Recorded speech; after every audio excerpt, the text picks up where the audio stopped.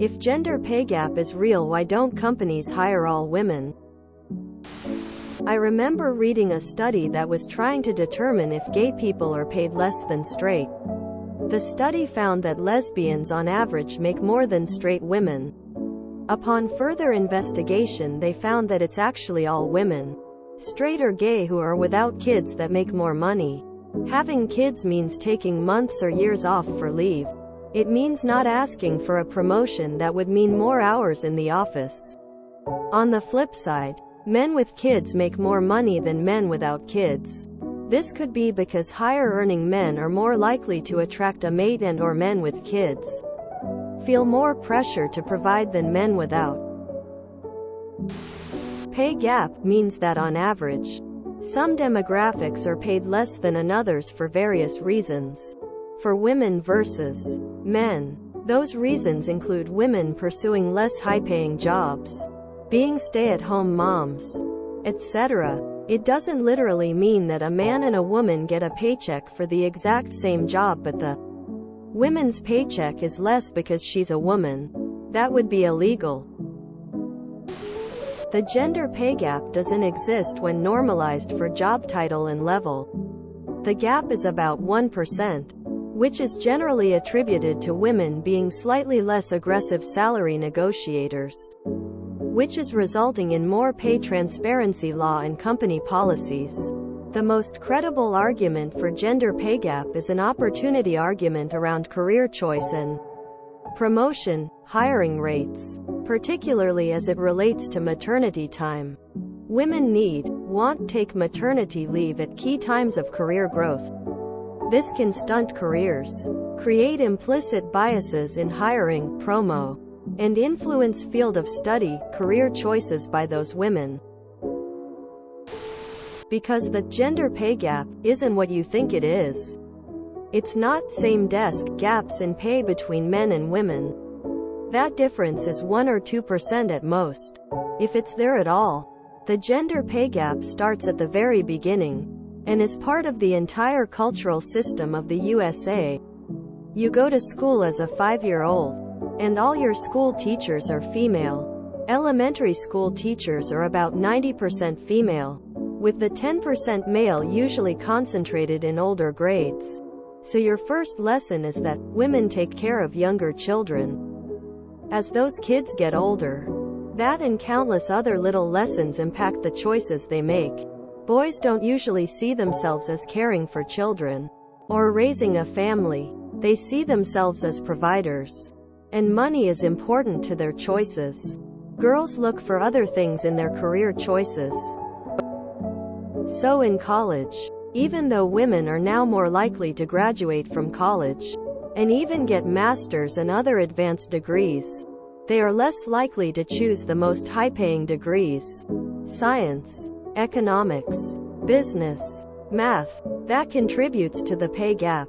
But if you look at populations of women who made similar decisions as men, they have the same pay outcomes.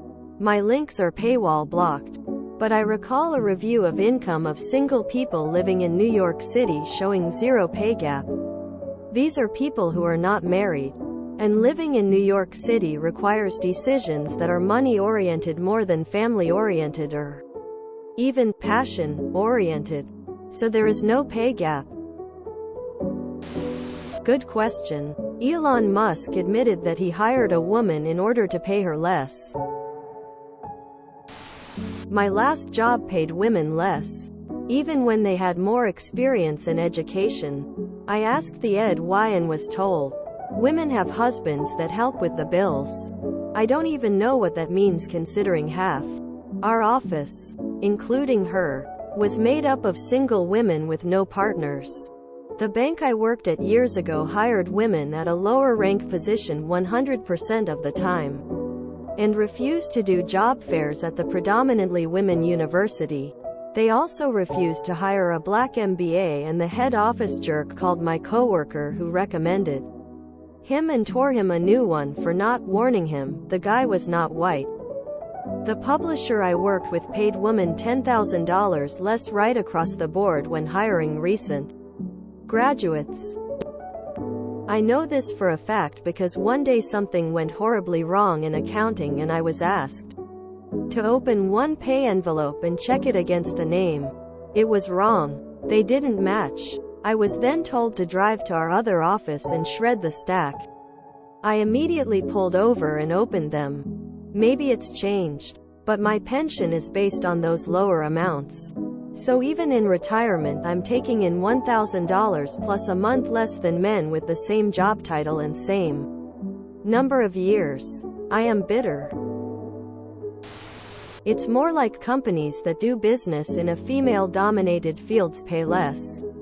Nursing, therapists, CNAs, etc. And companies that do pay less for the same job. They're given that pay because they're seen as incompetent, so they'd still prefer male workers to actually run the company. It's also about the much lower figure women have in their superannuation pension due to lower paying industries and taking time out of the workforce to have children. Yikes, these comments. Because it's an average of an average of an average. Average salary of an average job. So fictive job.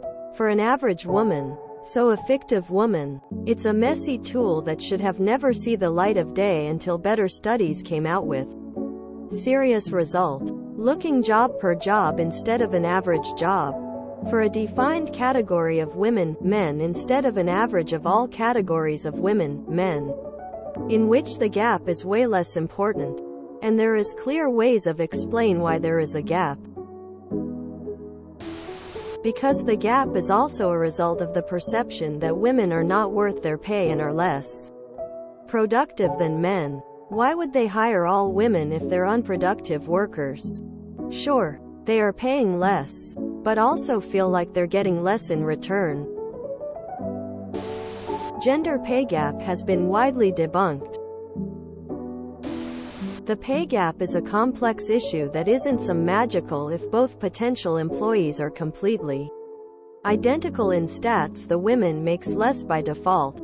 It comes to internal misogyny, like the higher-ups promoting their bros before the women. It's seen in STEM. Even if a woman is equal, the old guard will give positions to boys. It's not about a physical gap or even what jobs women work, it's about opportunities. 'Cause someone has to get the real work done. Dumb question gets dumb answer. Because it isn't real, it's even illegal. Studies show that when companies are sent identical resumes, one with a man's name and one with a woman's name, the man gets a job offer more often and for a higher salary than the woman with the same experience and qualifications. The simple answer to the question, why don't companies hire all women, is that their hiring practices are sexist. Gender pay gap is a directly linked to hours worked. Women earn less per year on average for the very simply fact they work less hours per year on average than men. It's illegal to pay them less per hour. But employers have no obligation to pay women equal yearly pay for less hours worked. Same job for men and women pay the same rate within 1%. Men go for higher paying jobs because that is what society values in a man. Whenever anyone brings up their male significant other, the first question people always ask is, what does he do? Quote, for women, it's, ooh, do you have a picture of her? Quote, I feel like this is detrimental for both men and women. Well, you answered your own question, didn't you? The gender pay gap has changed a lot recently. It started out as men being perceived as better workers and discrimination, but nowadays, it's less about discrimination and more about the huge financial hit women usually take as soon as they become mothers. Which is incredibly hard to solve, but many researchers are working on finding a solution. I suggest you look up people who have recently done research on it, such as Michael Reeves. Just look up Richard Reeves on the gender pay gap for starters. I saw someone point out that the pay gap has been debunked. I'm going to assume they misunderstood something they saw because it's very much still real. Also, companies can't just go out of their way to hire all women, ignoring the fact that it would just be discriminatory. It would also make candidate pools too small for a lot of industries. That's just not worth the headache. Edit. It was Richard Reeves and not Michael Reeves. I find it quite interesting I'm being downvoted for my comment, ha ha ha. If you enjoyed this video, please check out our playlists full of similar content. TooAfraidToAsk is like doom scrolling for your ears. Please like, share, and subscribe.